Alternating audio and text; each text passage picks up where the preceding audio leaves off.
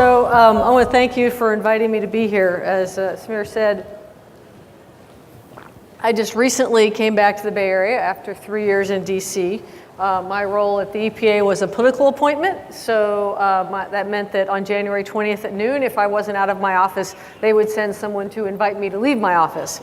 So, and given that the particular building I worked in was on 1200 Pennsylvania Avenue and was on the parade route, if I was still in my office at noon on the 20th, I actually would have been there for about a day and a half longer, because if you were still in the building at midnight the night before, they locked everybody in. So I made sure not to still be there.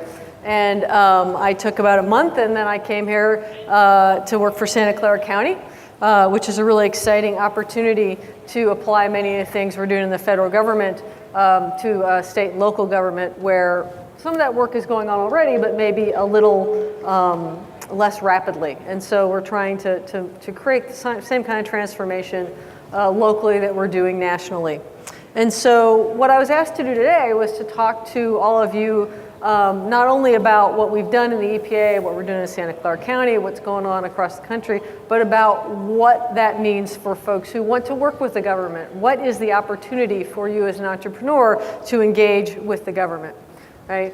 And Govtech is changing quite rapidly and in very profound ways, right? The government has really recognized that we need to behave differently, that we need to interact with constituents differently, and that recognition spans from the smallest local government all the way to the federal government to the largest agencies.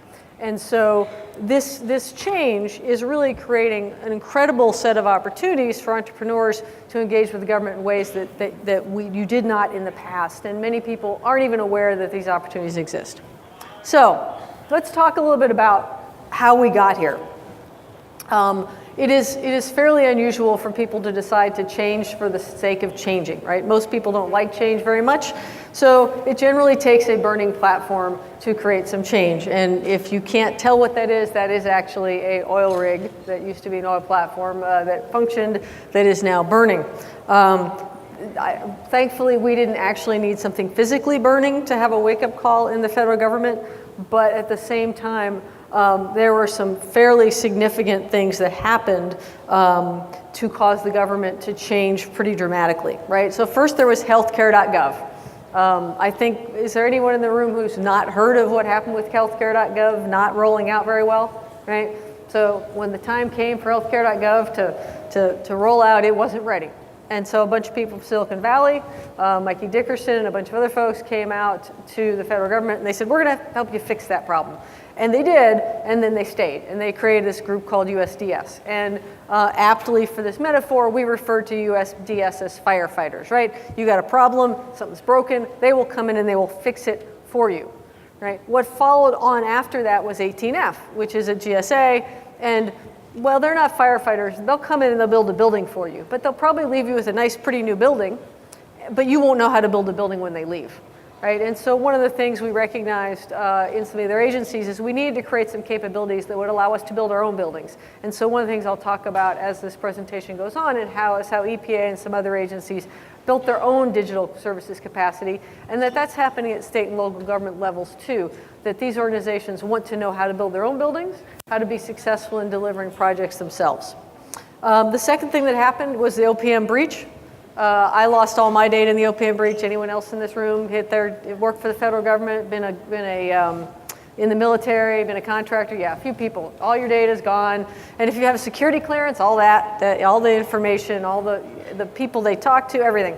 So that was a big deal. And that created a lot more recognition that security is a big deal in the government. It created a burning platform for us to fix some of those things. And then at the same time, Congress got tired of CIOs coming up and saying things like Frank Bateman did when and I'm not picking on Frank, it's not his fault, but he was the CIO of HHS when healthcare.gov happened. He went up to a hearing and they said, why did this happen? He said, I don't know, I'm not responsible for that. And they didn't really like that answer. So they created FITARA, which is the Federal IT Acquisition Reform Act, which gave federal CIOs a lot of power to change the way they work, which also gives federal CIOs a lot of power to change the way they do things like buy things from you. So all those things together really created the place, the state of play that allowed the government really to change pretty profoundly. So, oops. There we go. Sorry, got a little carried away. So what is the vision of the future that this created? What does the government want to be, right? Well, simply, the government said, we want to stop failing at delivering IT, right? We want to stop having big, high-profile failures. We want to stop having to, we want to stop building monolithic systems that then have to be replaced in big, forklift, high-risk replacement activities. So we want to stop building new legacy systems, and we want to successfully build the systems we are building. So, in the past, we did this. What we did was we would say, I want to build a system, and I'm going to make every requirement known. I have 800 requirements, and I'm going to write all those 800 requirements up, and I'm going to hand them to a vendor. And, oh, by the way, I'm going to hand them to 20 vendors or 30 vendors, however many people want to bid on my RFP. It's going to take me probably a year or two to figure out what those 800 requirements are. Then I'm going to execute a procurement process. It's going to take 18 months. And a vendor's going to come in and go, wow, you want me to do exactly these 800 things, so the price is going to be really high because there's a lot of risk, because you don't really know what you want. So somewhere around 5 or 6 years after we started, we would get something delivered. And how often do you think, number one, it worked, and number two, it was what we wanted? Ever? No. Pretty much never. You never got what you thought you wanted at the beginning, because you didn't know what you wanted, and even if you did know what you wanted, by the time you get there, it's probably obsolete or your needs have changed. So we realized that's a really bad way to buy things. And also, by the way, when we did this, we never talked to customers. We talked to stakeholders, right? So if you were going to do an accounting, a travel reimbursement system, for example, right? You would go talk to the accountants, the 6 accountants in the back office, and you would design that system so that it met their needs, but the 1,000 people or the 10,000 people who had to fill out their reimbursements, you didn't ask them what they thought. So you'd have this system that was awful for the 10,000 people who had to use it to fill out their reimbursements, who used it once a week or once a month or once a year, but it was great for the people in the back office. It was not at all customer focused. It wasn't focused on your internal customers. It certainly wasn't focused on the external customers. So we wanted to make sure we worked directly with customers up front. We wanted to make sure that we found ways to be more agile and to stop creating monolithic systems, right? That where we thought we knew all the answers up front, and then we let a big contract. We wanted to move away from that. We wanted to become agile. We wanted to find ways to be more customer focused, right? So what did we do? We said, we are going to attack this as disruptive innovation. Not incremental innovation, not incremental change, not a little bit of difference, but really disruptive innovation. And there are things on this list you can do without being disruptive. I would argue you could probably do agile, you could probably be user-centered without being too disruptive to your culture. But when you start doing things like modular contracting, when you start doing things like open innovation, what we mean by open innovation is we actually have projects where you can go and look online and you can see what the developers are doing. You can look at their Trello board, you can look at their code, you can offer to submit code. The government is literally developing a product completely in the open, and they're using open source tools. So it's actually, for us, it means two things: developing in the open and using open source tools. So when you start doing that, and especially when you start doing DevOps and when you try and integrate security in your development process, when you try and be agile with security, you cannot do that in the same culture that you did waterfall. It doesn't work. Right? If you think that you're going to throw it over the wall from one group to the other and be successful, that's not going to happen. So we said we need to not only change what we do, but we need to change how we do it, and we need to change the culture in which we work. Right? So we totally blew up the way the government does its work in IT. And I know some of you are probably thinking, really? Government doesn't change like that. But actually, there are lots of examples of agencies where, in fact, that has changed dramatically and where people have changed the way they work together in meaningful ways. So I'm talking about transformation. Oops, I managed to get a little carried away with the clicker again. It clearly just goes 2 slides forward. It can't be me, or 2 back, too. Okay, there we go. State of government transformation. So where are we? Well, the digital era, as I said, is progressing at a much more rapid pace than you've ever seen the federal government move at in the past. And what we found across the government is, and this is the federal government, the state and local government, I can walk into any agency and tell you what I can expect to find, and I found it in all my last 3 jobs. So I'm fairly certain that sample set leads me to believe in that from conversations with my colleagues, that this is a pretty accurate set of barriers, right? Culture, procurement, workforce, leadership, and strategy. No big deal, right? So the way we hire, the way we buy, the way we teach people to work, all make it very hard to change in the government. And so we knew that we need to change all of those things to be flexible and to be more successful. So agencies needed visionary leadership, and they also need industry partners who can support that, right? If the government is trying to change, we need industry partners who want to change with us, right? When we started doing Agile, we went around and we talked to our vendors, and we had all the big consulting firms that you can list off. We also had lots of little companies.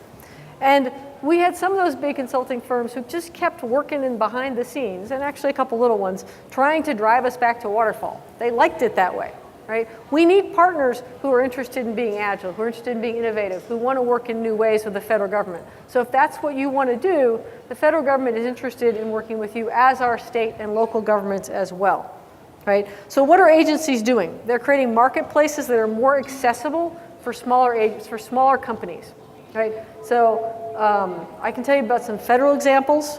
GSA, DHS, EPA have all created marketplaces where smaller companies have preference to be part of them, and also where we're buying in smaller increments. Because one of the problems when you want to contract with the federal government is this monolithic acquisition. You say, I don't have the ability to be the prime on a $30 million 5-year contract. My company's not big enough, or $100 million or $200 million.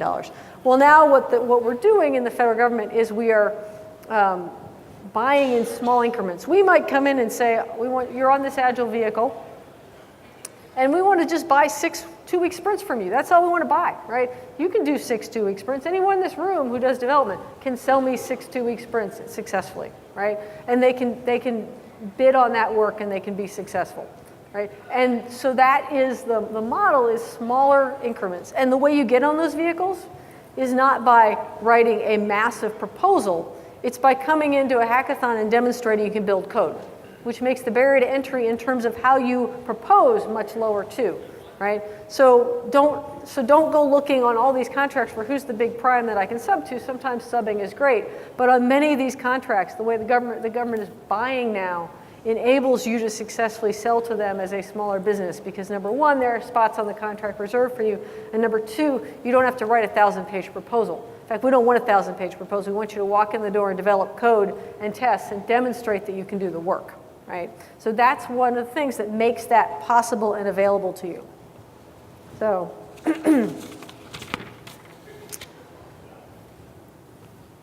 so what are the business opportunities, right? As I mentioned, there are these agile vehicles that you move away from monolithic contracts. One vendor is not going to get all the work on the next big project that EPA does. It will be distributed among many smaller vendors, particularly in the early part of the project, okay? There are opportunities to do coaching and training on agile development, right? There are going to be opportunities for people who need help with that. There's opportunities for helping people with content and data and open data, right? Governments want to share data more. They want to implement microservices. They want to implement APIs. They want to make their data transparent. All those opportunities are places where companies can engage on these vehicles. So how do you get involved is you want to be a model partner. You want to be one of those companies that says, I'm here to help you advance, not that I'm here to help you stay where you are, right? I'm here to help you implement Agile, to coach your folks, to be a partner, to provide whatever services you need, as opposed to trying to drive you back to waterfall. So, more specifically, all of these places you see on this chart, and I don't know how well that's showing up in the back of the room. It's a pretty chart, but I don't know that you can see it very well. But these are all places that you can engage with the government. It doesn't even show very well in my notes, although admittedly I'm approaching the point where I need reading glasses. But you know, we are, if you work in assisted acquisitions and helping people buy things, there are opportunities in this new vehicle. If you help with design thinking, there are opportunities in this new world, right? If you help develop PMOs, whatever it is you do, there's an opportunity. And what we try and do in agencies is to create all of these capabilities so that when people go around the agency, they constantly get pushed back into this ecosystem of being agile and being user-centered and being quick at getting results. So what are you good at? Look for what you're good at. Look for how you can help advance the government. And then look for agencies, small, medium, large. federal, state, local, who are doing that work. And that's where your opportunities lie. So a little bit more on how this development process is happening, because I think it's important to understand as you move forward how people are thinking about their work and where the different opportunities lie. So the idea here we have is many agencies are approaching their work with Lean Startup methodology. And if you're familiar with Lean Startup methodology and Agile together, what it says is we're going to experiment. We're going to do really short experiments and determine whether something is feasible and has value. And we're going to give it just a little bit of funding. So you see at the beginning these really small increments. This is where you're going to be asked to bid for 6 weeks of work or 12 weeks of work or just a very small amount of work as we try and figure out whether this makes sense. If in fact a project makes sense in the discovery phase, we will give it more funding. So if you know the ABC funding concept, right? You're going to go from A funding to B funding. You're going to give it more funding. We may let some longer contracts. This may be, hey, we want you to work on development for 6 months. We want you to deliver some set capability that we figured out what that looks like. So we're going to prove the value. We're going to develop that product more completely. And then we go to continuous improvement, and that is where you will continue to see more of these larger contracts. People know what they're doing.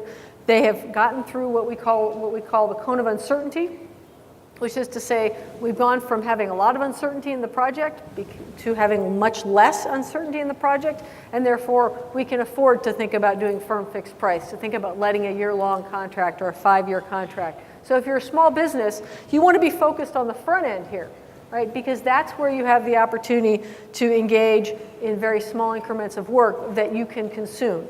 Whereas if you're a larger business, you may be looking at, yeah, I can go ahead and bid on that $5 million or $20 million of support for that project further out. So that's the behavior people are going to. And the most important thing that organizations are doing is they are focusing on leaning their processes first. There are no IT projects. There are business projects. And so the focus is how do I optimize my process and then go into discovery. So again, there's another opportunity. If you can help people get better business processes, if you help them become more lean and efficient, that's another business opportunity for you. So I want to give you some quick examples of what went on at EPA as some ideas of how this works. And then I will summarize some more ways that you can engage. So first of all, as I mentioned at the beginning, EPA developed what we call the third digital services model, which was that we embedded digital services teams across the agency. We had one core digital services team in OEI, which was the IT organization, and we put people in project teams all over the agency. And our goal was that we're not going to do this project for you, we're going to teach you how to do this project. And when you're done, you'll have the skills you need. So if you need a UX designer, if you need a Scrum Master, if you need a coach, if you need a product owner, whatever, we'll embed that person in your team. But when you're done, you'll know how to do this in the end. And so we really partnered across the agency. We created what we called the Developer Guild, which was a network of developers across the entire agency. We partnered with other agencies and with companies to build out that capacity. And we created a fellowship program which brought folks in the private sector in for 2 to 4 years, similar to the fellowships at 18F and USDS, so that we could augment the federal resources and that the feds and the private sector folks could teach each other, right? We have stuff to learn from each other, and that was the goal. So, so very specifically, what we wanted to do in our transformation was adopt more cohesive modern methodologies of supporting our customers with the ITIM tools they need to meet their business needs and successfully execute the agency's mission, provide transparency to citizens and ease of access to environmental information. Big mouthful there. How did we do that? I'm going to tell you about 2 projects very quickly. Number 1 is e-enterprise. Right? This e-enterprise is about how the EPA co-regulates with state, tribes, and the regulated, and then how they support the regulated community and how they work with the public. Right? So EPA historically has had a single system, a single IT system for every regulation. So new regulation, we hear a lot about regulation lately. So new regulation, we build an entirely new monolithic IT system for that regulation.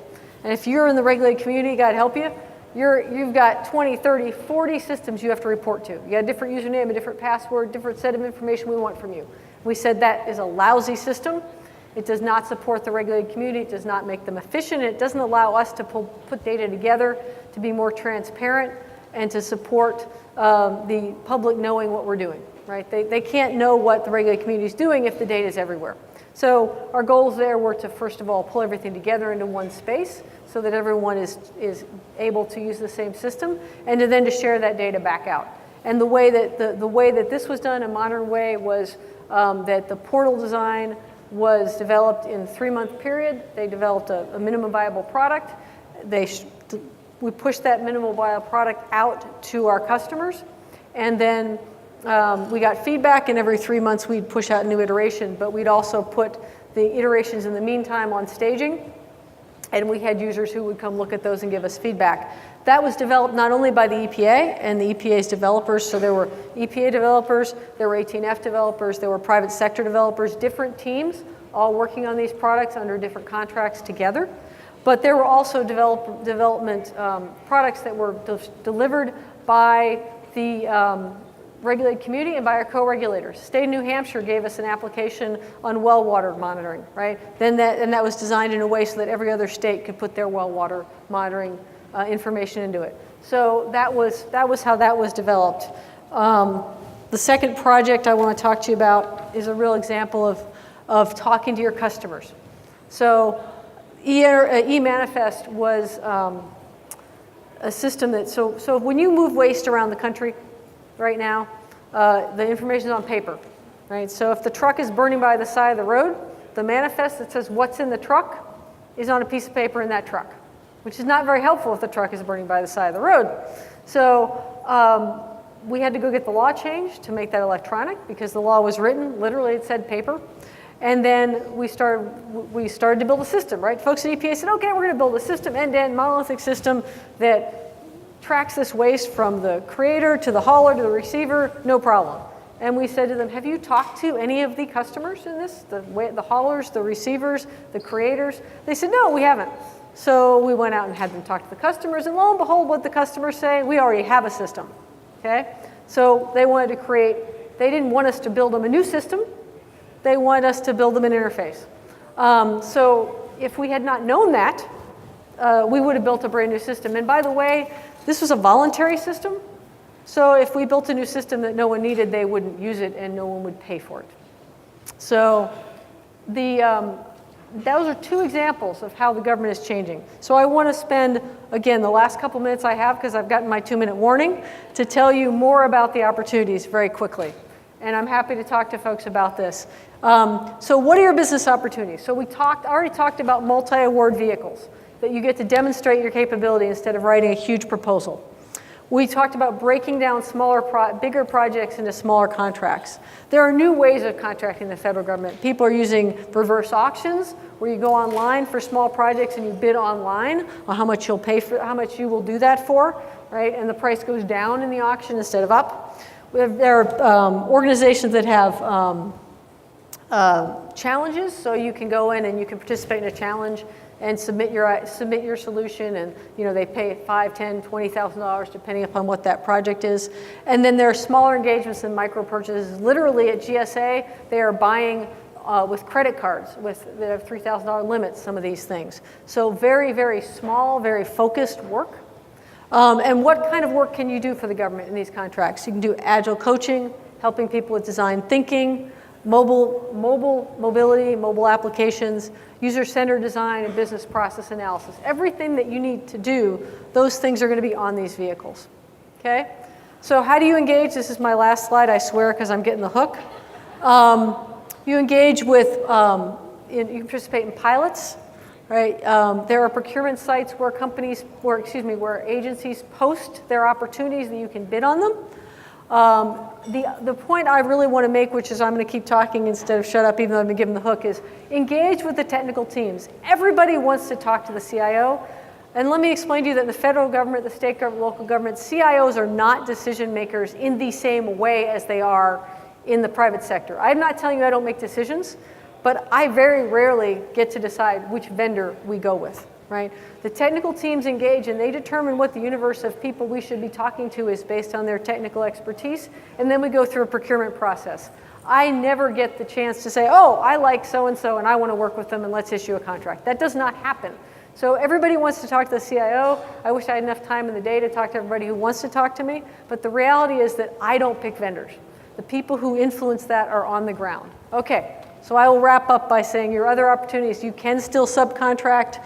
Companies have vendor days, agencies have vendor days that invite you in, you can talk to them, and there are some more agencies that also have lists you can get on to be notified. So that is it. I will wrap up here because I am about 3 minutes past when I got the hook. So thank you, everybody.